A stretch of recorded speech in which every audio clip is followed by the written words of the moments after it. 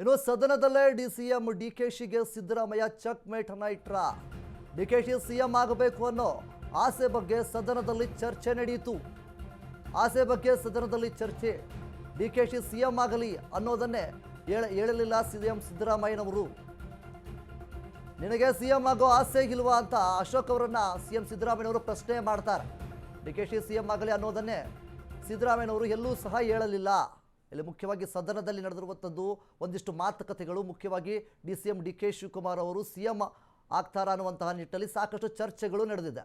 ಆ ಒಂದು ಸಂದರ್ಭದಲ್ಲಿ ಸಿಎಂ ಸಿದ್ದರಾಮಯ್ಯನವರು ಅಶೋಕ್ ಅವರಿಗೆ ನೀವು ಸಿಎಂ ಆಗಲ್ವಾ ಅನ್ನುವಂಥ ರೀತಿಯಲ್ಲಿ ಪ್ರಶ್ನೆಯನ್ನು ಕೇಳಿದ್ದಾರೆ. ಅಲ್ಲಿರುವಂತಹ ಎಲ್ಲರ ಕಾಲನ್ನೇ ಎಳೆದಿದ್ದಾರೆ ಹೊರತು ಎಲ್ಲರೂ ಕೂಡ ಸಿಎಂ ಆಗಬಹುದು, ಸಚಿವರು ಶಾಸಕರು ಯಾರಾದರೂ ಆಗ್ಬೋದು ಅನ್ನುವಂಥ ನಿಟ್ಟಿನಲ್ಲಿ ಎಲ್ಲರೂ ಅರ್ಹರಿದ್ದಾರೆ ಅಂಥೇಳಿ ಸಿಎಂ ಸಿದ್ದರಾಮಯ್ಯನವರು ಹೇಳುವಂಥ ಒಂದು ಸಂದರ್ಭದಲ್ಲಿ ಎಲ್ಲೂ ಸಹಿತ ಡಿಕೆಶಿ ಅವರು ಸಿಎಂ ಆಗಲಿ ಅನ್ನುವಂತಹ ಮಾತುಗಳನ್ನು ಸಿಎಂ ಸಿದ್ದರಾಮಯ್ಯನವರು ಎಲ್ಲೂ ಸಹ ಹೇಳಲಿಲ್ಲ. ಇನ್ನೊಂದು ಕಡೆ ಈ ಒಂದು ಸದನದಲ್ಲಿ ಮುಖ್ಯವಾಗಿ ಎಲ್ಲರೂ ಕೂಡ ಏನು ಭಾಗಿಯಾಗಿರ್ತಾರೆ, ಅಶೋಕ್ ಅವರ ಕಾಲು ಎಳೆದಿದ್ದಾರೆ, ಹಾಗೆ ವಿಜೇಂದ್ರ ಅವರ ಕಾಲು ಎಳೆದಂಥದ್ದಾಗಿರ್ಬೋದು. ಈ ರೀತಿಯಾಗಿ ಸಿಎಂ ಸಿದ್ದರಾಮಯ್ಯನವರು ಹೇಳಿರುವಂಥದ್ದು. ಒಂದು ಕಡೆ ಈಗಾಗಲೇ ಸಿಎಂ ಕುರ್ಚಿ ಸಾಕಷ್ಟು ಚರ್ಚೆ ನಡೀತಾ ಇದೆ.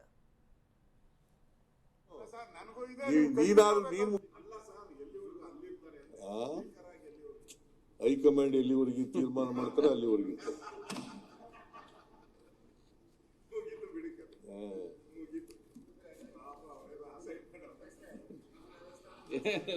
ನೀನ್ ನೋಡಪ್ಪ, ನೀನ್ ಏನೇ ಕಿತಾಪತಿ ಮಾಡಿದ್ರು ಕೂಡ, ಮಾನ್ಯ ಅಶೋಕ್ ಅವ್ರೆ, ಕಿತಾಪತಿ ಮಾಡಿದ್ರು ಕೂಡ ಅಥವಾ ನೀವು ಏನೇ ಅವ್ರಿಗೆ ಜಾಕ್ ಹಾಕಿ ಎತ್ತಿದ್ರು ಕೂಡ ಅವ್ರಿಗೆ ಏನಿಗೆ ಹೇಳೋದಿಲ್ಲ. ನಿನ್ನ ಕಿತಾಪತಿಗೆಲ್ಲ ಅವರು ಯಾವತ್ತೂ ಕೂಡ ಮನ್ನಣೆ ಕೊಡಲ್ಲ. ಅಲ್ಲ, ಅವ್ರ ಕನಸುಗಳು ಕನಸುಗಳು ಇದ್ದೇ ಇರ್ತವೆ. ನಿನಗೂ ಕನಸುಗಳು ಇದ್ದಾವಲ್ಲ, ಮುಖ್ಯಮಂತ್ರಿ ಆಗ್ಬೇಕು ಅಂತ ಕನಸಿಲ್ಲ ನಿನ್ಗೆ? ಇದೇ ಇಲ್ವೋ?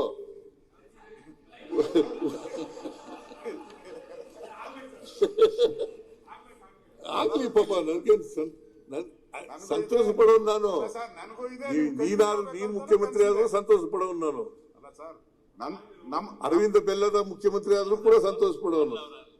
ಇವನು ಅಶೋಕ್ ಮುಖ್ಯಮಂತ್ರಿ ನೋಡಿ, ವಿಜೇಂದ್ರ ಕಾಯ್ಕ ಕೂತಿದ್ದಾರೆ. ವಿಜೇಂದ್ರ ಯಾರಿಗೂ ಬಿಡಲ್ಲ. ಸರಿ, ಡಿಕೆ ಶಿವಕುಮಾರ್ ಆದ್ರೂ ಮುಖ್ಯಮಂತ್ರಿ ಆದ್ರೂ ಖುಷಿ ಪಡ್ತೀನಿ ಅಂತ ಹೇಳಿಲ್ಲ ಒಂದ್ಸರಿ. ಬರೀ ನಮ್ದು ಮಾತ್ರ ಹೇಳ್ತಿದ್ರಲ್ಲ. ನೋಡಪ್ಪ, ಹೈಕಮಾಂಡ್ ಎಲ್ಲಿವರೆಗೆ ತೀರ್ಮಾನ ಮಾಡ್ತದೆ, ಹೈಕಮಾಂಡ್ ತೀರ್ಮಾನ ಮಾಡೋದು ಅಲ್ಲಿವರೆಗೂ ನಾನೇ ಮುಖ್ಯಮಂತ್ರಿ. ಈಗ ನೀರ್ ಕುಡ್ಸೋದು ಕಲ್ತ್ಬಿಟ್ಟಿದ್ದಾರೆ, ತಂದೆಯವ್ರು ಕಲ್ಸ್ಬಿಟ್ಟಿದ್ದಾರೆ. ಸರ್, ನೀರ್ ಕುಡ್ಸಿ ನಮ್ಮನ್ನು ಈಗ ಡಿ ಕೆ ಶಿವಕುಮಾರ್ಗೂ ಒಂದ್ ಗತಿ ಆತತೆ ಅನ್ಸುತ್ತೆ. ಅಲ್ಲ, ಅಶೋಕ್ ಮುಖ್ಯಮಂತ್ರಿ ಆದ್ರೂ ಖುಷಿ, ನಾನು ಮುಖ್ಯಮಂತ್ರಿ ಆದ್ರೂ ಖುಷಿ, ಅರವಿಂದ್ ಬೆಲ್ಲದಾದ್ರೂ ಖುಷಿ, ಶಿವಕುಮಾರ್ ಆದ್ರೂ ಖುಷಿ ಅಂತ ಹೇಳಿಲ್ಲ ಒಂದ್ಸರಿ. ಯಾರಾದ್ರೂ ನಮ್ಮಲ್ಲಿ ಯಾರಾದ್ರೂ ಕೇಳಪ್ಪ, ನಮ್ಮಲ್ಲಿ 224 ಜನ MLA-ಗಳಿದ್ದಾರೆ.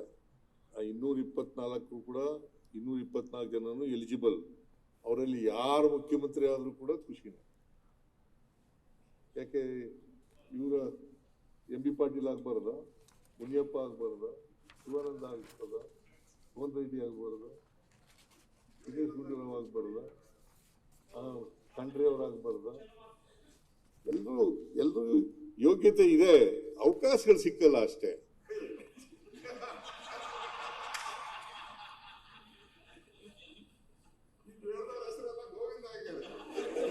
ಗೋವಿಂದ ಅವಕಾಶ ಬಂದ್ರೆ ಎಲ್ರಿಗೂ ಹೆಸರಲ್ಲ ಗೋವಿಂದ, ಎಲ್ರಿಗೂ ಅವಕಾಶ ಸಿಕ್ತಿ ಇದೆ. ಅದರಿಂದ ಮಾನ್ಯ ಹೈಕಮಾಂಡ್ ಎಲ್ಲಿವರೆಗೆ ತೀರ್ಮಾನ ಮಾಡ್ತಾರೆ ಅಲ್ಲಿವರೆಗೆ.